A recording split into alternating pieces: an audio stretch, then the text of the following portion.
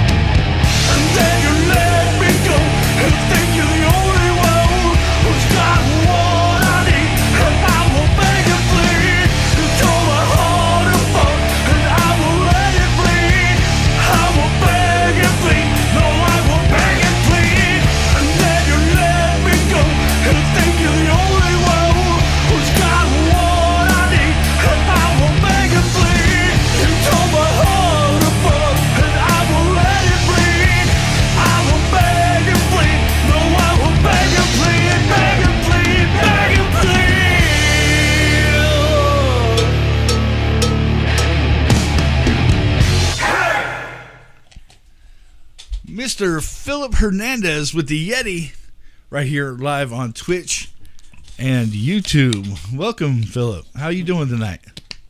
I'm doing really good. I marked myself safe from the Phoenix traffic after work. So. Well, congratulations on that. Yeah, it's become a semi-contact sport anymore. I know we know each other, so this throws a new twist in it for me because I've got to hang around you quite a bit at some of the shows we've been at. But how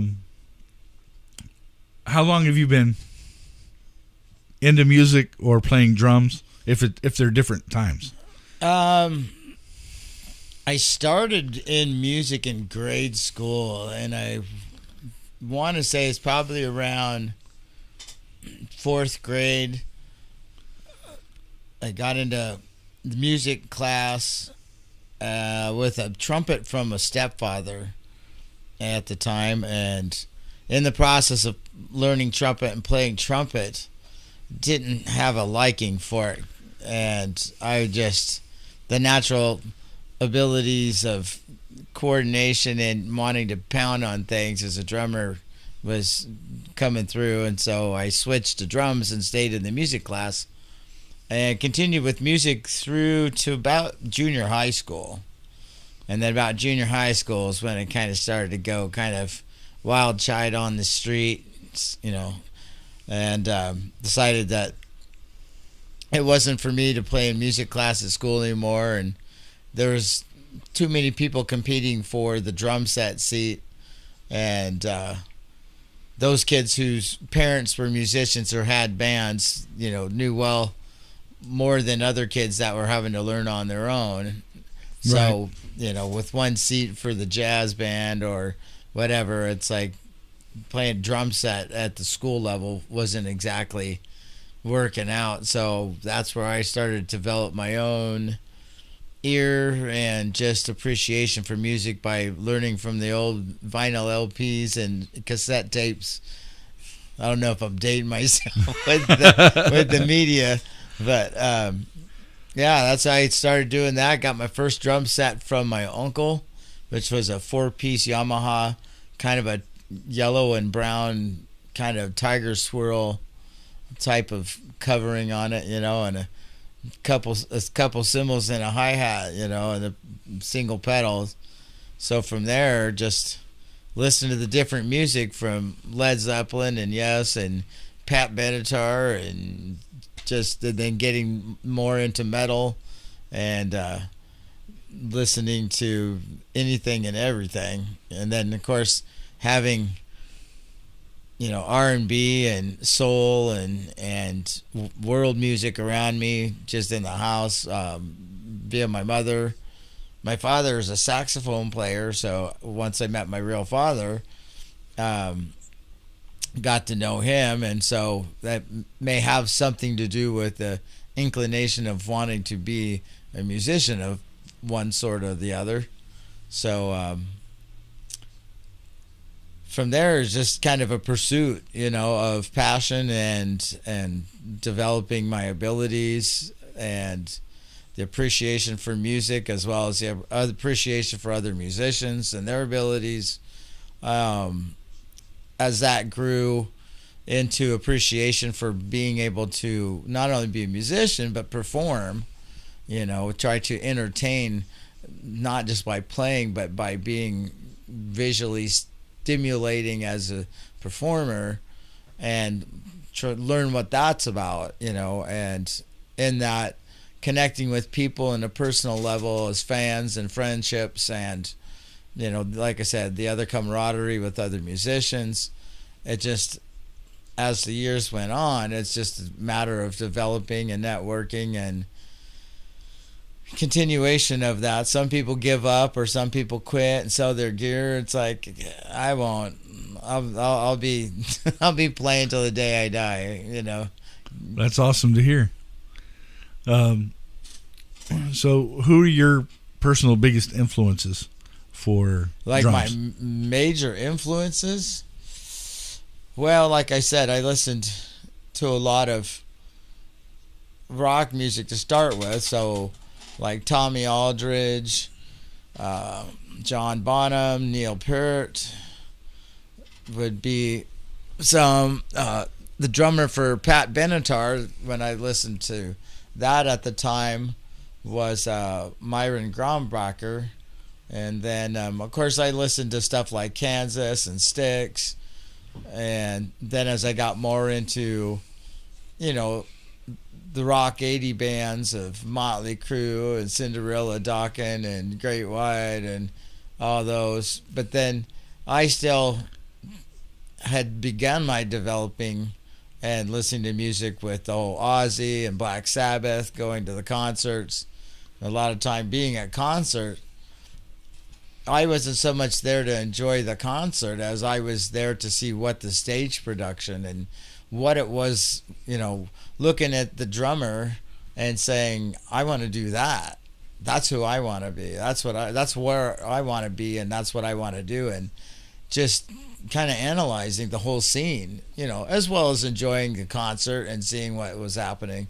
So that really became kind of a big drive for me, to the point that over the years, I've always kind of made changes to my own instrument, like recovering my drums or doing my own custom drum heads to some degree, to, more recent years, building my own drum dolly riser, which I can actually assemble within a reasonable amount of time, but then I can set like a rack system for my drum kit on and like drum kit on it. And it basically, just like when you play festivals, or we played in Mexico City when I was playing with Crimson Rain, is that the drum dolly riser's in the back line and it's all set up back there. So when it comes time for the bands to switch out, it's just a 5-minute roll it out and a 5-minute roll it off when you're done.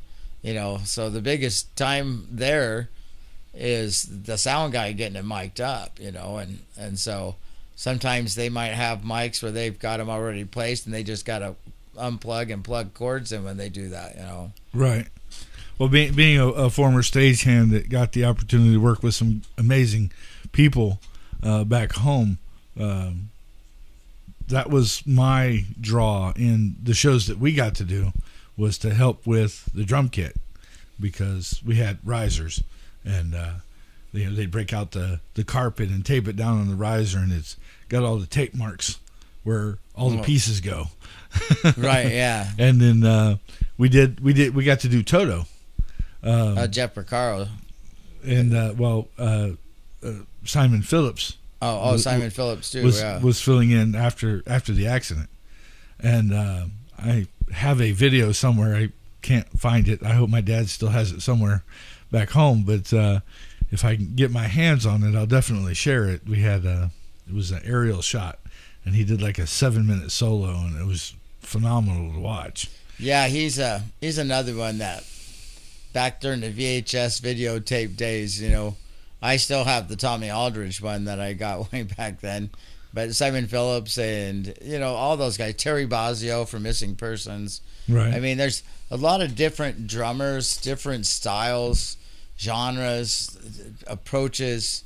I mean, even reggae, it's like, and as I've played, even with blues and country and different opportunities that I get to play in, like I'll have people call me up and last minute, something happens and their drummer's like unexpected situation. I'm like, I can't make it. And they're like, well, we still got the gig. And they call me up and you got 2 minutes to be there with your gear and set up, or how soon can you get there? And then it's like, 3 to 4 hours of cover material with a variety of genre, maybe some originals mixed in possibly. And usually in those instances, those bands I've known members of the band or something somehow, so the original music that they have in their lineup of songs, set lists, they'll give me kind of a chance to preview and go through and learn those, rather than just come in off the cuff. But I've done that too. It's just come in and just have to take the cues and improvise and get the quick shorthand run verbally of, okay, this is kind of like this, and this is what so I will start and so just play it by ear. Just play play how you feel, man, and it's like, let's go, and generally people are quite accepting and appreciative as much as I am. It's like of being able to have the opportunities. They'll compliment me on just my efforts and my playing with the situations I've played with. So, doing what you just talked about, have you ever had somebody want to re-record a song and have you do the drums instead of the original drummer on the recording? Like Like you had to wing it and do it kind of your way, but you did it better. Well, I think now it's different when you get to be a seasoned player and you've been through the experience and you get to a certain level that it's kind of like you just know how to anticipate, and you're as far as arrangements and song structure you kind of see them in a cookie cutter kind of a way, and then from there you kind of learn the nuances, and if there's really intricate parts or something, then generally if you have time to go over and rehearse those, focus on those so that you can play them. But if it's just improvise, it's like developing your feel as a musician for music, and as opposed to sight reading, you just get ingrained with it after the years of doing it, and it all really started out kind of rough. I mean, I can remember way back to the first time. It's like bikers showing up at the house, and my mom, Philip, there's some guys at the door asking for you, and they kind of look like some bikers. And I'm like, oh, and I knew who it was. And like, yeah, I'm playing drums over at the Hippie Hut tonight, which would be the clubhouse, and that was the name of it. And they're come over to pick me up and my drums and stuff. So I don't know if I'm going to be home tonight, and it was like maybe just a couple miles away on the other side of the freeway, but tucked off the road, back down the side road in the trees, Cops would show up and everything, and it's just crazy party kegger scenes back then, Right, yeah. And I had to improvise. There was just like whoever. It was kind of like a open mic jam at that point, unless there was a band that they knew, and then the band members would come in. But other than that, you get variety of musicians, and you'd all just figure out what songs you knew, like whether it was Scorpions or what have you, and then you just start and do the best you could. But in that, it's like when playing, if something happened, it's like one of the key things that I was told and learned over the years is don't stop.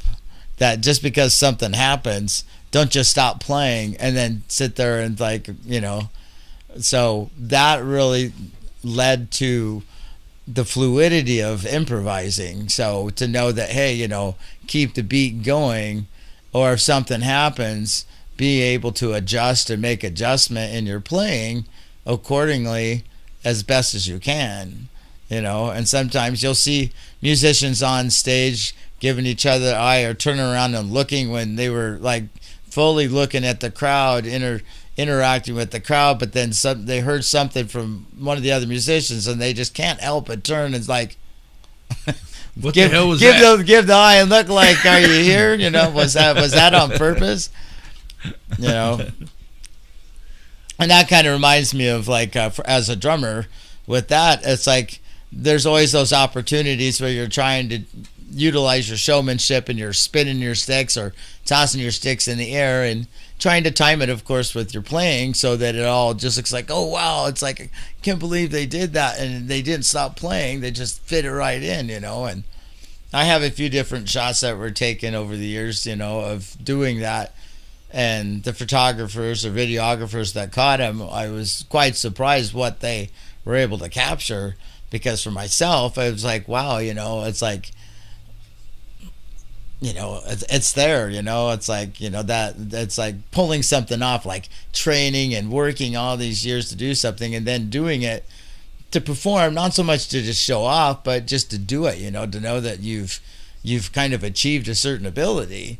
And so, and the kids dig it, it's what the kids want, the flashy lights and the half stunts, Tommy Lee upside down, what have you, in a cage, so, hanging upside down or spinning or so and but the one thing I was going to say as far as losing a stick, for example, it's like I've done it and I've and you just got to keep playing and you try not to like be too far off in the music, but you might get the head check from one of the other members, bass player, guitar player, and I at a place called Joe's Grotto that was here, you know, and another fellow drummer musician friend was playing, and during his playing he went to go toss his stick, or he just lost his stick, but you could see the stick kind of like fly off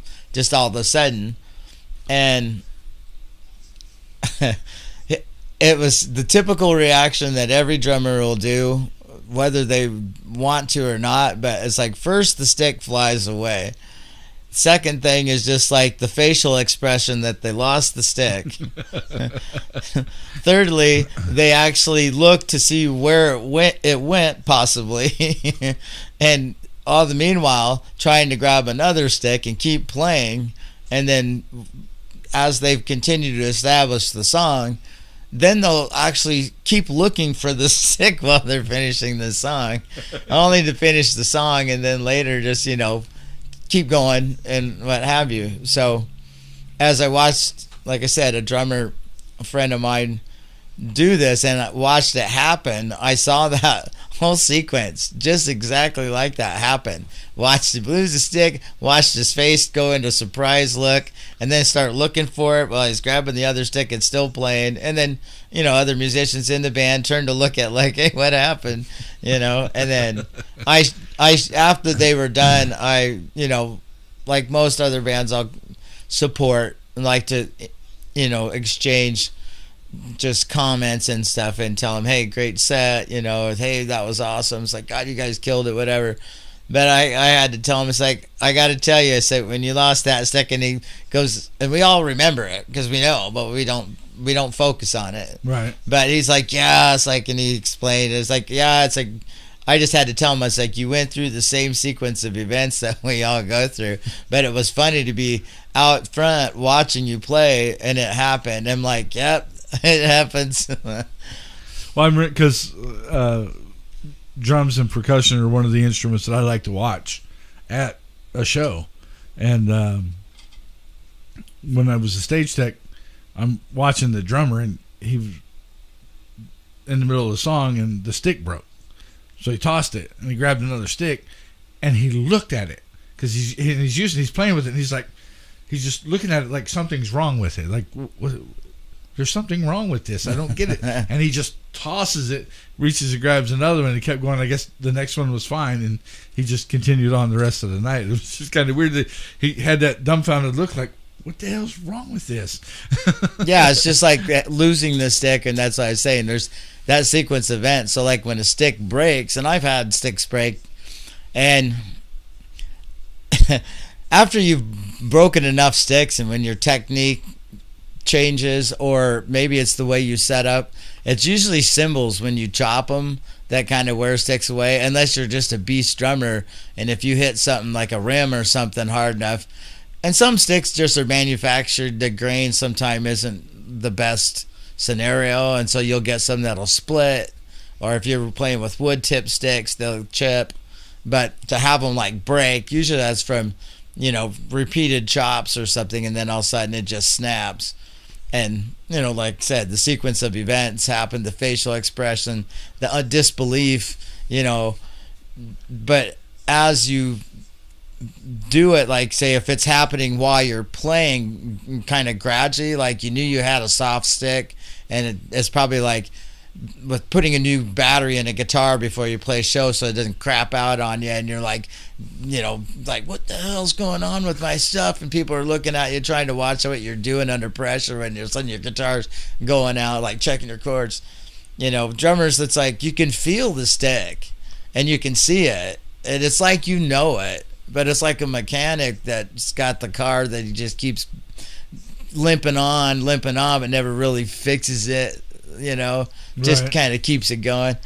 It's drummers will use a stick, you know, until it breaks, and then go through that look on their face and just say, but it's a weird feeling because it starts to feel a little rubbery, or like at that moment that it's like the last creak before it cracks, you know. It's like, and then all of a sudden then it's gone.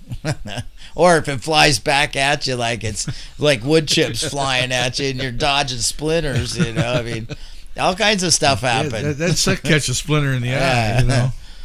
Or you just throw the sticks away, and like Tommy Aldridge does, and play with your hands as part of your solo, and people are just like, whoa.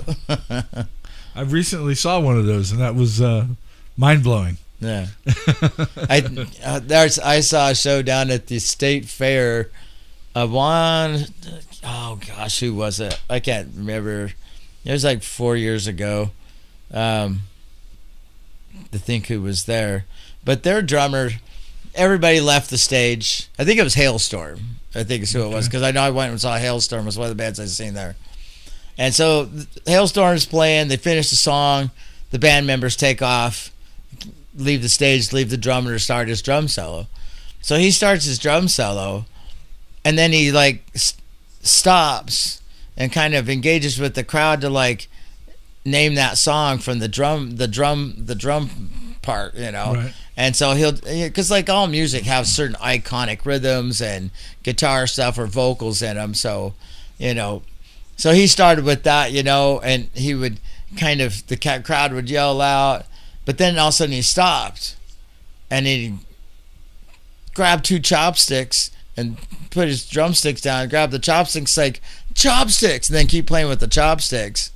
And then he'd throw the chopsticks down and grab something else, and continue that whole thought process to where eventually he stopped and he left the drum set and then came back up with broomsticks, like, But every time that he changed out with something else, I mean, there's that comic aspect of it, but right. Yet there's the showmanship aspect, but there's also the player's ability aspect, because he was still killing it no matter what he was playing with, Right. And so whether it's a pair of spoons, you hear a drummer get a pair of spoons that knows how to play spoons, and I mean, it gets pretty awesome. Definitely. So in the songwriting process, so the guitar player and the vocalist get together, come up with, and they start the song. Where do drums come in? How do you? Depends on who you ask. If you ask Phil Collins, you're going to get a different answer. Oh yeah, well, over the years I've heard people, "Oh, you can't write a song from the drums," But as a drummer, it's like you're basically interpreting melody and vocals into rhythm, and then basically translating that into drumming. It's like, like I said, there's a basic set of rudiments for drummers, and like with students that I teach, start them out with, like, I know it's just going to be boring, but it's like 1, 2, 3, 4. You get used to the count. Left, right. So your 1 is your right and your 2 is your left, and that process, and it's like, and you start from there. But then in the music writing sense, I've had songs where they could be written from the rhythm. You got a rhythm, and it's like, hey, I got this rhythm. And if you're just doing the whole creative process, songs can come from any direction. A guitar player could have a riff that's just a melody on the guitar, or the vocalist, or any of the musicians in the band, or even an outside source might have like lyrics to a song, and then they present the lyrics. And generally when people write lyrics, they have a melody line already in mind, like a way the delivery of the music, the delivery of the lyrics should be sang.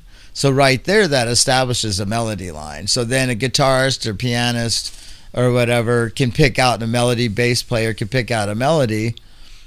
Drummers tend to, lock in with the bass player, because the bass player is kind of that liaison between guitar and drums, because they have a rhythm within the bass as well as they have the melody. So then with the drums, then you come in and you kind of establish the rhythm, which that way, what they refer to as a pocket, which all the musicians reside within the pocket. It's like the core embryo of the song.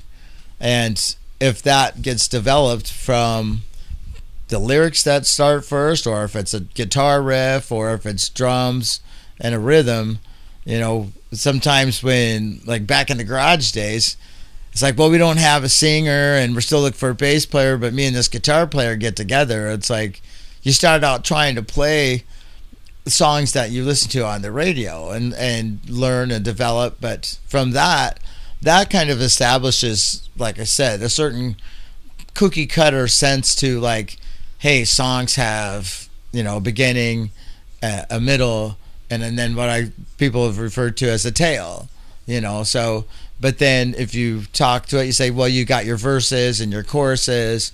If between the chorus and the notorious guitar solo, where the guitars, because it's all about the guitar solo, or drum solo, or keyboard solo, then you'll have like maybe a bridge, which is a way of kind of linking two different melodies or rhythm parts of the song together, So you have these different sections of a song, if you were to break it down, that become kind of where the creative process can be changed and rearranged, and or you could just do like ZZ Top or the Rolling Stones or the Beatles and just have like, hey, they've got like a top 10 song hit process that it's like, okay, they just write a song about anything. Literally. But the format that they use in the way they arrange the song, can have just a basic approach to it to start, but then as musicians have greater talent or have more creative aspects to writing, then there'll be those things where there's those hooks or certain iconic things like guitar sounds, drum rhythms, or vocals that people remember a song, remember a band due to those aspects of the song. And it's just, it can be, I mean, there's no set way to make music per se, because it's just, it's there to be created. Although we hear the same stuff, it all comes from the same basis. You only have so many keys on the piano, but how you use them, how you put them together, if you follow theory, like there's music theory, which is a set format of like how chromatic scales and all these other things work best together, that a person would say, well, that's the most pleasing way of from note to note that things go. So, or like blues musicians, they have a certain like chord progressions they use in the genre of blues that establish it to be even a subgenre of blues, whether it's Delta blues like Porch Stomp, or if it's like rockin' blues, it's like there's still the core element of those chord progressions that fall into like blues stuff, or drum rhythms, the way that drummers do things in jazz, country. There's that notorious boom chuck, boom chuck, boom chuck, that people think about to make jokes about. So really, I mean, all in all, it's like there's just a vast array. It really comes down to the individuality of creativity. So whether it's, people have stories, people have thoughts, experiences. It's where the lyrics derive from.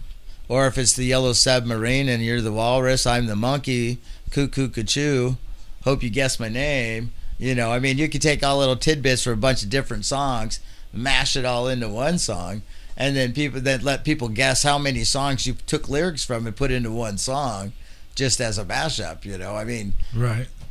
I mean, there's crazy stuff like a Friendly Gesture, friends, musicians that are in a cover band here in Phoenix. They do a mashup where they take like Journey Don't Stop Believing with Metallica Enter Sandman, and they go from one to the other seamlessly as one song.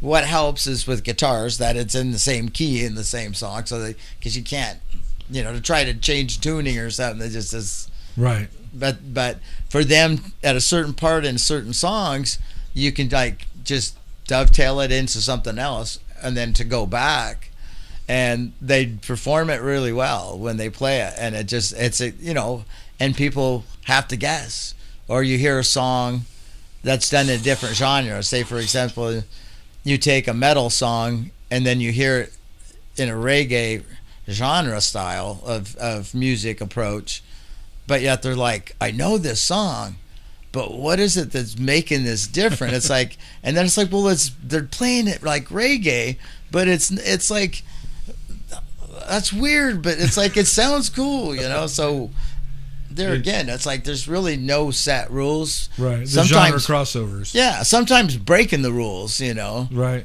Absolutely. I've got a guitarist by the name of Wes Powell that I've been partnering up with to help compose the drum parts to an album, which is a story album that he's already got all the artwork done. He's got all the guitar parts done. He's got all the lyric content done. Though with this album, his approach on it is the lyrics aren't the main focus like most secular music is, but lyric content is in the songs. But it's a story album because it follows the basis of a story. And so for him, he's like, oh, I don't care. He said, I might play this chord, but if I play that chord and change the tempo, from a 3/4 to a 7/7/8, that's okay with me. If you don't like it, well, then you don't have to like it. Right. That's how I wrote it. And it's like, but, and some stuff would be like, you can listen to music and you can hear certain things like Dead just like changes where they're just dramatic right on like a note, like within that note they just go from one to the other. But that just with rehearsals and memorization and musicianship ability, it can be tricky for some as they learn, because it's like trying to change tempo and change timing or change rhythm can really create quite a challenge. But then as you get more established and I guess your craft or your instrument to do that, and then when you're in the right group of musicians, everybody just knows right there on the dime, that's where it's going to change, And so when they do it, it's like when it's done right, it sounds great. If one person's not there with everybody else, then it doesn't sound good. Right. It's all going to be the timing, the and the melody. Somebody might hit the wrong note because they didn't transition right, so then when they come in on the next note, they're in the wrong spot and they're like, oh damn, so right. That's cool. Well, we're going to go ahead and take a quick intermission. When we get back, we're going to find out some of the band history on the Yeti from Mr. Phillip. So next up is Crimson Rain with Zericho, right here on the Yeti Radio.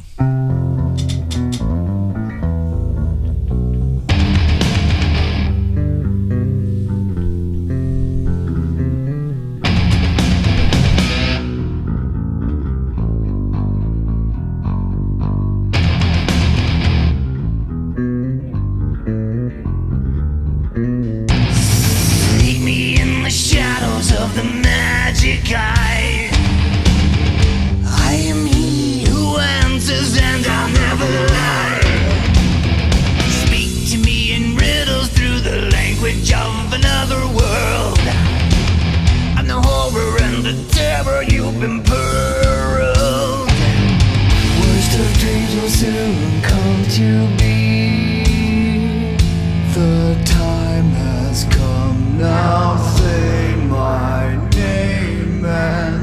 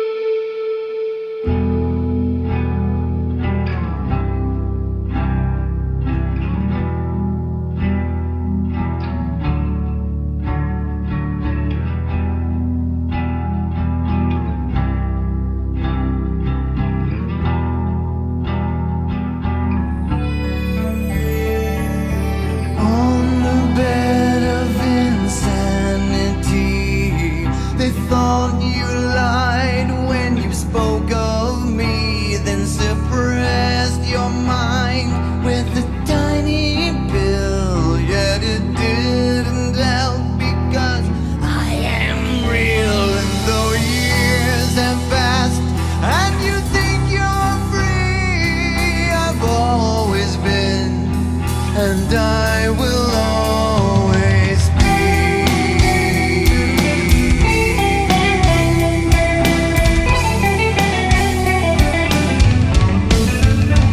Always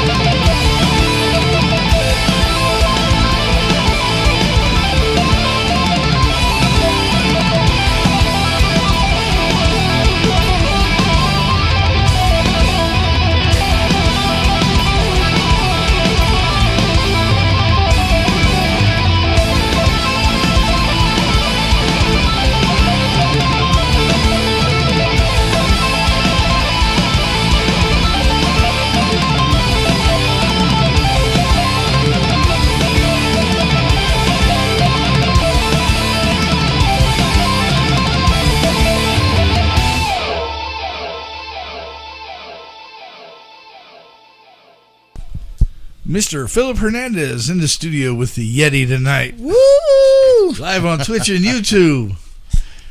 So, okay, let's go back to when you started playing in bands. Where do you want to start out there as far as?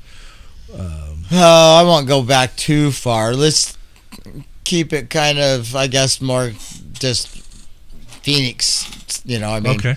It's a little briefer, and I think we're kind of we had an opportunity to kind of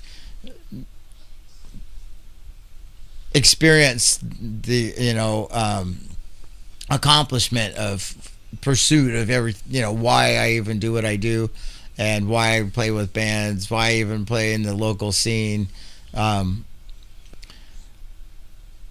I had lived in Phoenix probably 23 years ago when I first came to Phoenix, but I was pursuing career in motorcycles as a technician, and then relocated to Colorado and spent about 7 years there, only to want to return back to Arizona, because when I first moved to Arizona, my passions and musicianship and drumming wanted to be a part of the local music scene, but I just didn't have the time with going to night school and working during the day. But at that time when I first moved to Phoenix, I made some friendships, and that's where I first met Ann Hernandez, and she's well networked and knows people in bands as well as the fans, in the local scene.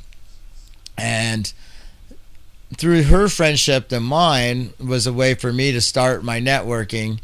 But then, like I said, I moved away, but while I was in Colorado, was following what was going on, who's doing what, back like in the day when I was growing up in Portland, Oregon. I lived in Washington, but Portland, Oregon was right across the river. And during that time, you had the heyday down here with the Mason Jar and Dawkins and all the bands, coming out, as well as what was happening in Los Angeles, the Motley Crue and all this stuff. Now it's, you look back how many years ago all that stuff was, Right. And it's crazy. So when I moved back to Arizona after working for Harley Davidson and BMW motorcycles, I ended up in Lake Havasu. And that was still working for Harley Davidson, but doing research and development at the proving grounds there between Kingman and Lake Havasu. So that got me closer to Phoenix, but not working in Phoenix and living in Phoenix or able to be a part of the music scene. So I played with a couple cover bands in Lake Havasu that had formed, playing a couple bars there. And finally I just got to where it's like my heart was set on being in Phoenix. I've been back in Phoenix for about 6 years. And at the time I was transitioning, I got a hold of Ann Hernandez to say, hey, who's looking for a drummer that you know of over there in a local band? And Lake Havasu is like 3-hour drive one way to Phoenix. So at that time she says, well, there's this guy named Titus Medina that has a band called Crimson Rain that is looking for a drummer.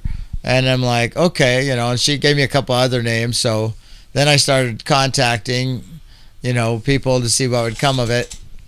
And Titus and I got to talking, and next thing you know, it's like I'm packing my drums and driving to Phoenix to do an audition, and then from there, it's like we decided like, hey, let's work together.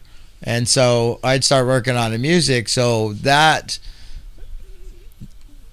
kind of moved into me commuting back and forth from Lake Havasu to Phoenix once, maybe twice a month, depending on where we were at with me getting the first album that he did, Crimson Rain, done. So that was the basis of material I was to learn.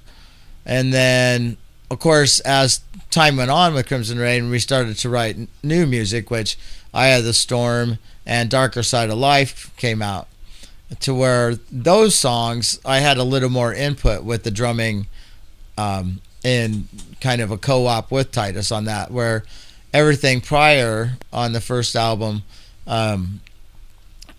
was his production mostly. So, and with other musicians and vocalists that he brought in to,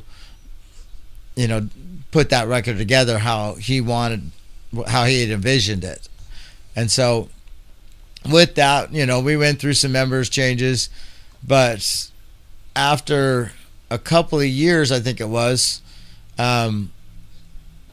he had worked on an opportunity to get us at what was called the Heaven and Hell Festival down in Mexico City. So it was AT&T and Corona Light Heaven and Hell Festival, Cinco de Mayo weekend in 2018, that we had the opportunity to open the main stage on Saturday, Cinco de Mayo, which the festival started on Friday, and then the main two headliners on, because they had two main stages side by side, but it was on a 40-acre racetrack property, like an Indy race car track.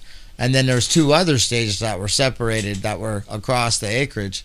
And bands like Tenacious D, Skindred, Gwar was there. It's like, it was just, over the weekend, it was said to be up to 120,000 people that attended that festival that weekend. And from all over the world. As soon as you get to the airport, you got people from magazines coming up to you. Are you in a band that's playing at the festival? Who are you? What band are you with? And to, walking backstage to look at the back line, and then Mickey D from the Scorpions, who also used to play for Motorhead, come walking up and like, oh, hey, Mickey, can we, how's it going? Get pictures and have a little chit chat, and just that whole experience of being on a international stage with people that I don't necessarily want to say idolized, but you've emulated their bands, their musicianship. You've sought after your own because of their inspiration, of you wanting to do what they do. Like I said, being at the concerts and looking at the ways the drums are set up, watching the stage production, say, I want to be the guy that sits up there doing that. So that's where I see myself, not standing out front being a fan, but being the drummer. That's my passion, my desire. And so with that, it was a year in the process. And a lot of times festivals and big shows, they're done in advance. They're talking 6 months to a year in advance, or even farther out, where they're put together. And so some changes may happen. And that was one of the other ways that we were able to partake in the Hell and Heaven Festival was, we had to get a replacement bassist, because the original bassist I was learning the music with wasn't able to obtain his visa and go. So it's like, well, everybody's got to have their visa. Everybody's going to have to foot their own bill. And so it's like, this is an opportunity to do something. This is like the biggest rock metal festival in the world in 2018, and you get to open a main stage. It's like, that's just like an opportunity of a lifetime to be able to, like, well, who's this band? Crimson Rain from Phoenix, it's like, but we're there. The year in the making of that, and the endless contact with Titus, with the promoter for that show. But then, like I said, these things are done in advance. I think it was Killswitch Engaged was on the lineup, but that year their singer had to deal with some vocal surgeries and things, so they had to cancel some shows. So they canceled, I guess, about 5 shows, and of those 5 shows, the Hell and Heaven Festival was the one that got canceled. And so that's where I get mixed up. Was it Five Finger Death Punch, or was it Killswitch Engaged? I think it was Killswitch Engaged. But at any rate, because that they pulled out of it for understandable reasons, right? Situations beyond our control. Oh, yes. Those are always the generic excuse is like, yeah, circumstances beyond our control. Our band is not going to play tonight. So that opened a slot, but Titus's tenacity with selling the band and saying, hey, we'll get ourselves down there, we'll take care of ourselves, we're not asking for anything but the opportunity to be on that stage.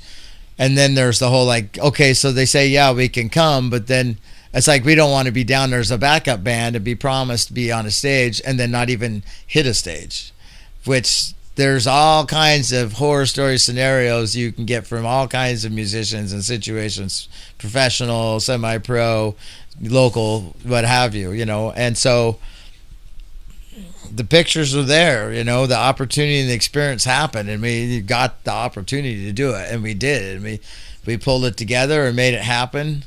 It was just like, wow, for me, like I said, it was like a validation accomplishment of my passions of pursuit, doing what I wanted to do.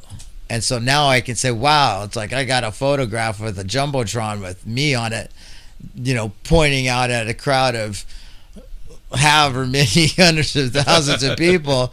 And enough you couldn't count. Like one of the gestures I made, I didn't realize it, but as I went back, Vinnie Paul has the same gesture in one of his captured photos, and I'm like, look, you could put it side by side and the same point the finger out at everybody thing, and I'm like, wow, I'm like, and you get there, and the thing is these your peers, your emulated, musicians, they're like your friends that you've known forever. The way that they interact, it's more the security guards than the other people that treat you like you're nobody, which you are nobody, because nobody knows you just got this opportunity that fell out of the sky, and all of a sudden, with a lot of hard work and tenacity to make it happen, and the willingness to make it happen on your part. And it's just incredible. It's like, for me, it's like after that, it was like, this is what I want to do. This is who I wanted to be, but to continue doing that is such a hard pursuit without being part of a band organization like most professional bands. There's so much that goes on to make those things happen. From the songwriting to the music to the band's name, band's logo, the people that do all the work behind the scenes for the band, the promotions, the managers, the truck drivers, the stage crew, the sound guy, the light guy, it's just, like you said, you've been involved in it, and I've been involved behind the scenes with other people, as much as at a local show and a drummer cymbal stand kind of decides to collapse because it didn't get tightened all the way. And it's like, nobody's going to do nothing, but another drummer's going to run up there and fix it, because it's like, what it's like. Right, yeah. Run out there on stage and put it back together real quick while he's doing what he's doing. Quick wave while you're there. And then run up, Try not to look, turn to the crowd and go, meanwhile, the drummer's face is going through that, like I said, progression of reactions and disbelief, while the crowd's doing the, oh no, and the drummer still keep play through it. Just play through it, man. The cymbal's down here now. Just that's an amazing opportunity. It's one of those, and like with what I do is when that bull shows up, you grab it by the horns, or you don't and wait to see if that bull comes back around, which the chances of that are slim and none. Right. So, and that's like even now. So it's like opportunities that come for me to get involved from a drummer's involvement, like say with Wes Powell's album, to compose the drum parts to it without, like, in comparison to like Titus, when I joined Crimson Rain, he had all the drum parts, written out, because he used to play drums before he started guitar, and then he became the vocalist because it was how hard to find a lead vocalist that he liked that would work. It's there's just so many variables. But so for me, it's like being involved with Wes's record to hopefully eventually complete the record, hopefully this year, with the drums and bass, but still have that part of it, a dedicated basis in that process that we're going through, because his perspective is that he wants the people to write their own parts. He doesn't want to tell them what to do. And then in the musicians that he has involved with finishing the album, he wants them to perform it. So once we get to having live rehearsals, they're also going to be the performers on stage when this album's taken on stage. So that's one opportunity. Others would be, playing in the local scene, whether it's with bands that have me come in and play cover songs, and make some cash on the side to play everybody's favorites, country, rock, blues, metal, what have you, reggae, and then there's the others, like, get in the local original bands, and get out there and pay your dues and learn about the business. If you want to be something, it takes money to make money. And it's like my Crimson Rain set of drum heads that I bought for the new album that have never seen a stage yet. but they're on my wall now in my rhythm studio. It's like they were $200 each, so that's $400 for just 2 front drumhead skins with custom artwork that I had employed Woodshed back east to do for me, and they came out awesome because I was going to use lights inside the drums to illuminate the drum head so that the artwork would, like, say the moon in the artwork would illuminate, and and you would say, so it would actually almost bring the artwork to life by having light come from the inside at certain key moments. Okay. So when did you transition from Crimson Rain and go into? Well, so after we did Hell in Heaven Festival, then the unfortunate changes in circumstances with band members and things kind of led to the, I don't want to say breakup, because I never quit Crimson Rain and Titus has never fired me. It's just that life gets in the way sometimes. And so that's what happens with so many bands, whether they split and the band still continues but with new members, or all of a sudden it disappears. He might be finishing writing the second album as it speaks, and like I've told, it's like, hey, when the time comes, if you need me, let me know and we'll do it. We'll take a second album out there and find the other musicians, whether you got to hire them or put the band like the old school way. It's like, which makes it hard because it's such a different thing to do than it was growing up with the arena bands and the way that everybody's idea of, like, the way the Beatles, the way the Stones and all these other influences came together. Motley Crue or Van Halen, 2 brothers, and then a couple other guys in Los Angeles started a band. It's like, it's there again, there's so many variables. But so Crimson Rain kind of went by the wayside, let me put it that way, or I'll say into hiatus. So whether it's permanent or not is left to be seen. Who knows? Right. In that time, since then that's where for me to play was to either start networking or trying to get doors to open, talk to other people, say, hey, I'm looking for another band.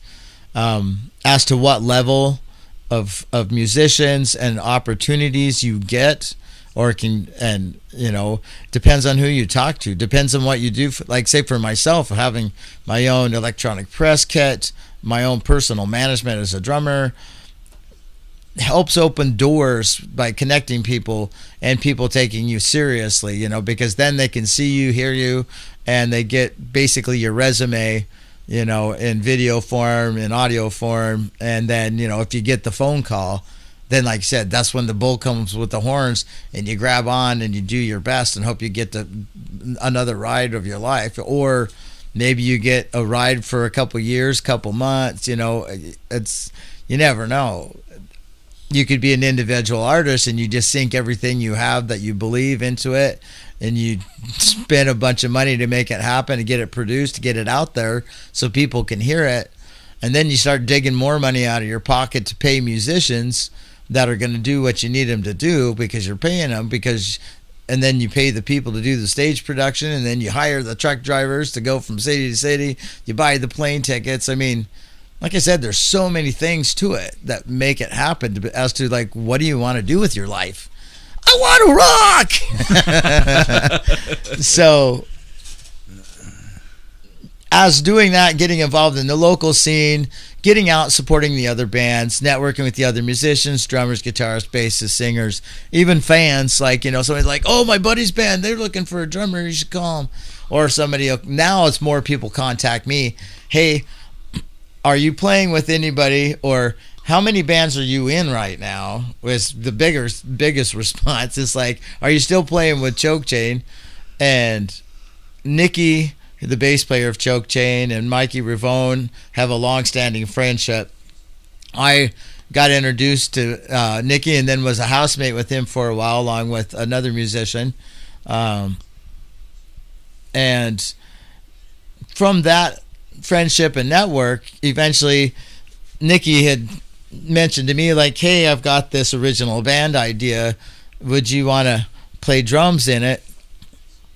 But then that came after he had asked me, like, hey, I've got this other side project band called Hollywood Punks I want to put together, and Mikey's going to play guitar, I'm going to play bass, but it'd just be a trio.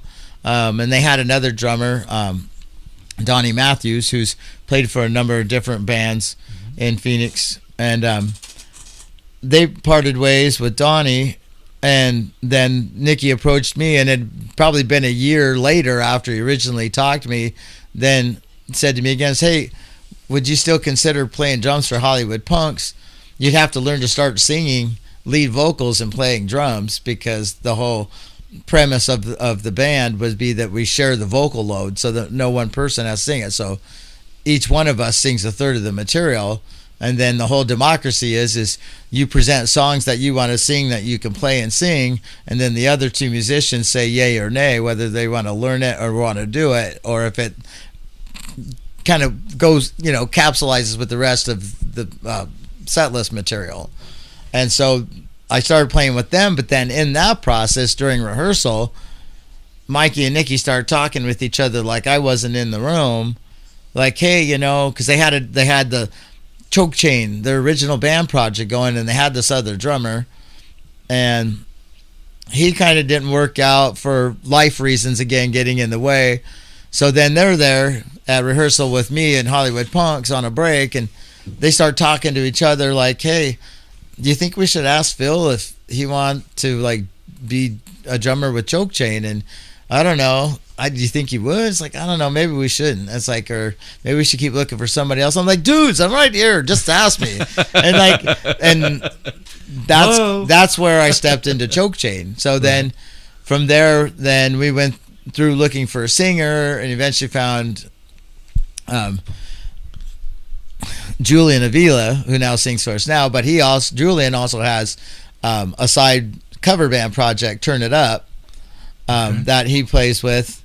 But then one of the guitar players in his band's in an original band called Scattered Guts, Okay. So it's as you get involved, you start seeing that, musicians get to a point where for them to be busy sometimes have to be in more than one band. Then there's an opportunity for another band called Voodoo Sliver came by, because I'm always on the prowl for, I'd like to play and I want to help. It's kind of what I do. It's like I help people accomplish what they want to do through drumming, if the opportunity should work out. Sometimes I end up in a band, for example, like Auk Alien with Brian Mogul. First time I heard Brian, I'm like, wow, I like his neoclassical style of instrumental guitar, because I have a friend in Hollywood that taught metal guitar and theory and stuff in the Musicians Institute in Hollywood, and that's what he is an instrumentalist for the most part. Okay. And then we played together in high school. After school, we'd run home, and then I'd go to his house, and then we'd just jam out the Scorpions or what have you, And so I had the intention of approaching Brian and say, hey, I'd like to maybe play with you sometime, learn your songs and join in, do a show or something. But I never got that chance, because he approached me first and said, hey, would you consider maybe sitting in and rehearsals with us a couple times and maybe do a couple shows, And I'm like, yeah, it's like I had the intention to talk to you about it, but sure, I'd be interested. And then next thing you know, he's telling me the rest of his dates for last year. And then now he's giving me the forecast for this year. And Auk Aliens, in its presentation, he does his solo stuff, but he also does the Auk Alien as the full band. So there again is a different bit of genre within a genre, and it's a different opportunity for me to play, as well as, while I'm waiting for the original band to come back to booking shows or writing more songs, which you get where it's like riding a bike, and they're all your songs, original, that you've all contributed to, so it's not like you forget them. But you do need to rehearse before you do a show in case, it's been 6 months, or what have you. But for the most part, it's like, should we have a rehearsal? We got a show coming up. It's like, nah, everybody just listen to the music because we went into the studio. So it's like, just listen to yourself on the studio recordings and play it like that. We should be fine. And then you go and you do that, and it either turns out good or like we played at Anfest, and we didn't rehearse before we played at Anfest, and a lot of people were complimenting us on what a great performance and sound that we did that time. And it was like, oh, cool, because we didn't rehearse prior to it. And so now I currently play with Choke Chain, I'm also involved with Doc Alien with Brian Mogul. We just played down at Desert Fest on Sunday here this last weekend. How was that? It turned out it was an interesting venture. It wasn't the first annual. Weather was a little bit of a combatant. It was sunny, nice, high winds. Friends of mine in the band called Dawn of the Rising, which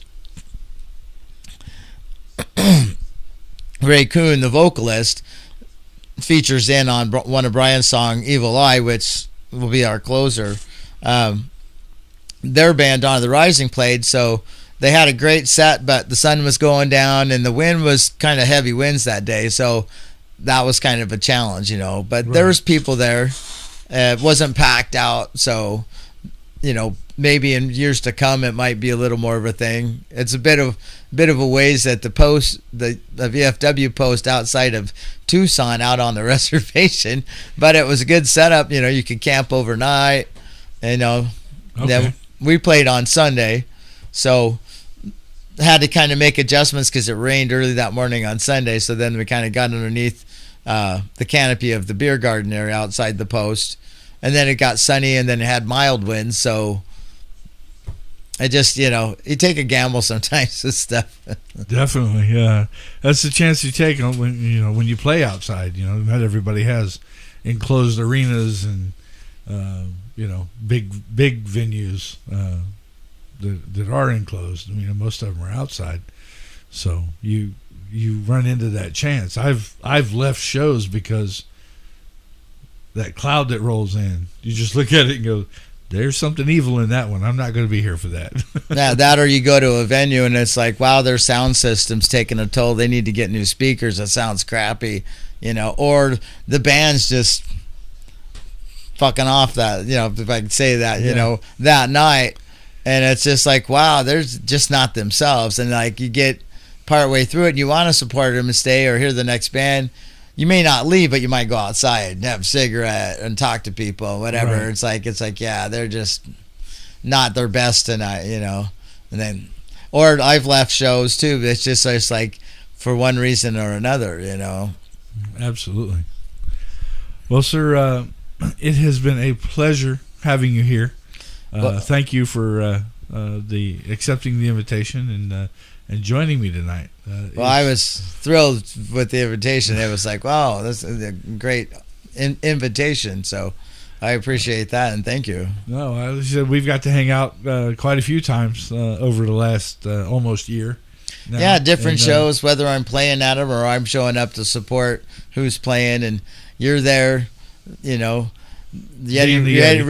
Radio's presence is there, and that's what, like I said, the networking and developing friendships and camaraderie with people in the whole spectrum of it, whether they're people that are helping support the music through internet radio or promotions, or they're just fans that like to tell everybody about their favorite bands, or there are other band members that are out there supporting each other, because they're not gigging that weekend, but they want to come out and watch somebody play. Because Phoenix has a really great music scene. There's a lot of diversity. There's a lot of great musicians, a lot of great bands.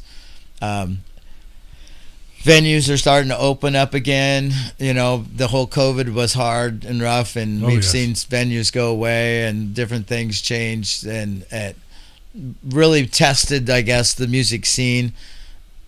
A lot of people focus more on the metal and the rock music original scene, when making comments about that. That was kind of a rough, kind of a grow, prune, and regrowth period through all that. Yeah, definitely.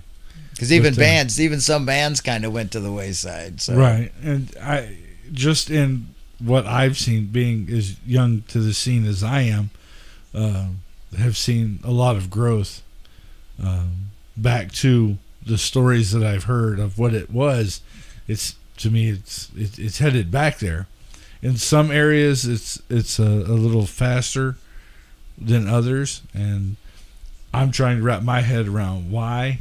That's just the way I think. I'm always trying to find the reason why, whatever direction it comes from, and it's just. And I've asked the people that have been around a while, and just trying to get a grasp and trying to figure out what to do to, as far as what I do, just to help. And I've said it in my New Music Monday shows and other interviews. I get lots of compliments. Thank you for your support and everything that I do for everybody that I get to share their shows and upcoming events, or if they've got an important post that they've made, and share it so that it goes out to hopefully even more people. Well, it's like with even you guys, like at the Blues the one night out in the motorhome. Oh yes, yeah, that was with Focus TV with Jerry. Yeah, Focus TV, and then Rockin' Free Live, and and Yeti Radio. Yeah, and to see the three different entities working together, showing the support, but also being an example of like really, it's like what it's about. It's like the musicians, the support, the radios, and everybody working together, supporting each other. I mean, there's always some competition out there, but at the heart of it is the connectedness to all of us, the fans, everything, even the venue owners that really are supportive, and that's what's made the big difference anymore, is that having venue owners that are really supporting local live music. And I'm out here in Goodyear where there's not a whole lot, and there's rumor that there's some coming, and hopefully that will spark some others to come and bring some more, so we can get some more. Because to go to Chandler or Mesa or Scottsdale from here, you're talking 45 minutes to an hour drive, and then then depending, like you get weather like we've been having, that's you got to trek through all that. It's that getting far. to be a big city, and there's a lot more people that came here over this last 4 years, right? And even as in the musician struggle, it's like sometimes it's like all the things we go through, the rehearsals, paying the gas, crossing back and forth across Phoenix in order to hopefully be in a decent band so that we can be a part of a band to play out. And then you've got, like I said, there's that other level. It's like you don't live in the same city, and now you're like a friend of mine that Terry Babbitt's, he got in with a band called Testament on the East Coast, is where they're based, and he flies out and goes over for rehearsals and then comes back home. So like with Crimson Rain, me driving from Lake Havasu, there's a certain dedicated effort to really, how do you want to succeed? Where do you want, what level do you want to reach and play at? Because your investment, your efforts are what's going to get you there. Absolutely. And playing the local scene is a great way to connect with people, build a fan base, and keep your chops up, but you also get a variety of opportunities.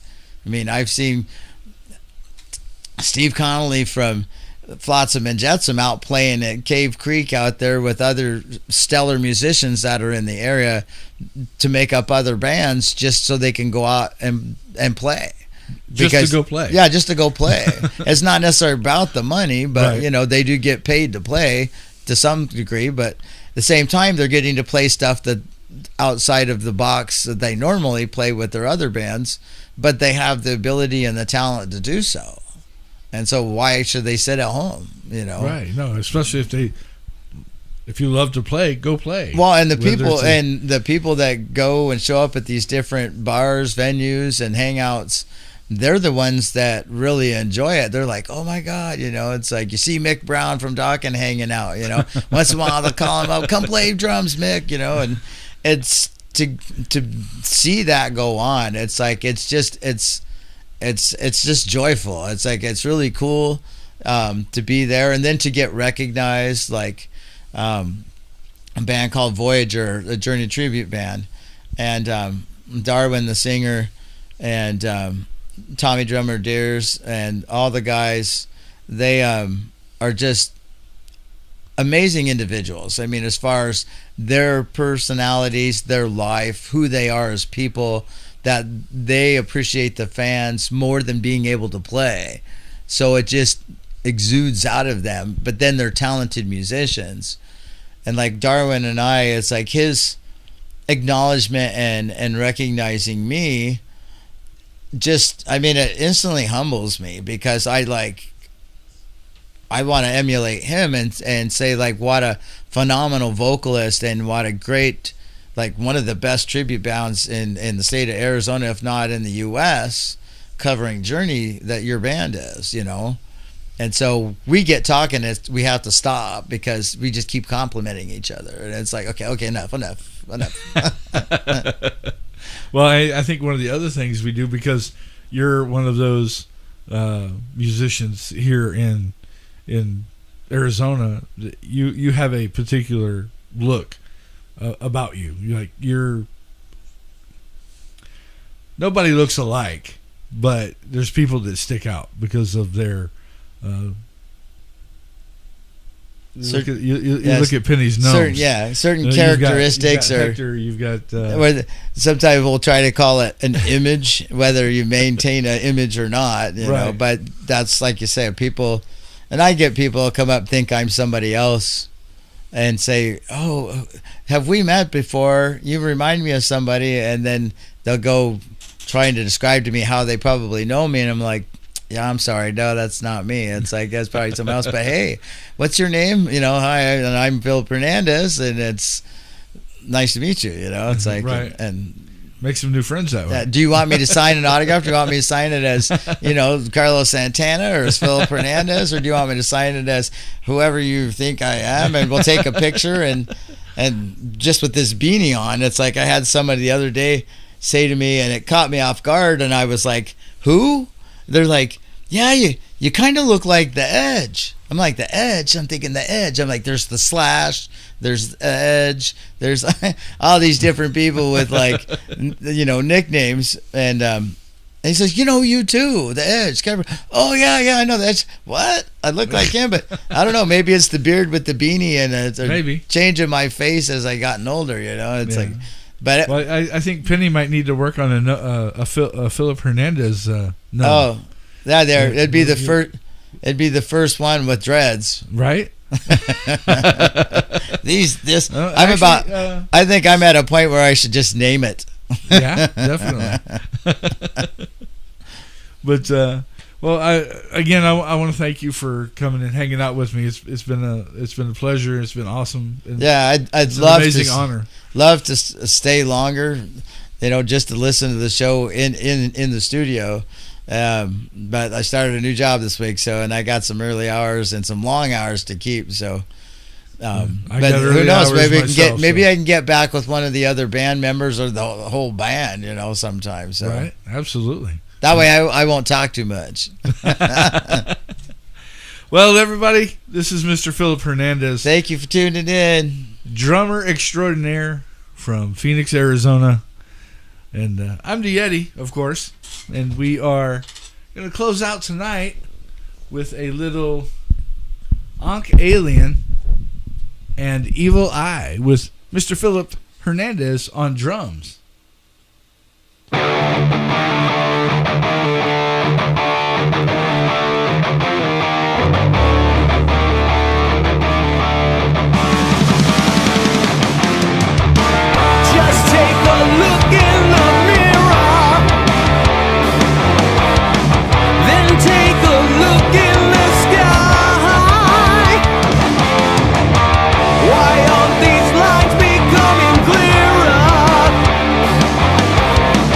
How many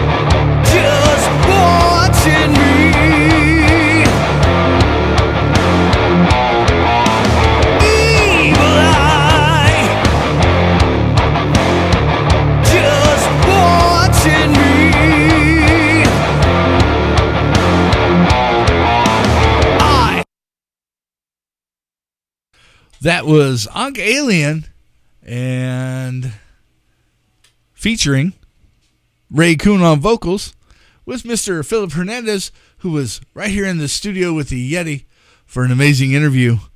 And I want to thank everybody for joining and everybody that's checking the interview out after the fact. Appreciate it. Make sure you come back in Monday for New Music Monday. We'll have we've got a couple of songs so far. There might be a couple that I haven't got to check on yet, but I'm working on it. And also got a couple more interviews for next week's schedule for Thursday and Friday. So tune in for that. Keep your eyes on the social media. All the Yeti Radio social media is at the Yeti Radio, no matter where it's at, including the website. And just come check it out, have a good time, and listen to music that not everybody else is listening to. Other than that, have a great night. Thank you for joining me. I'm the Yeti. Good night.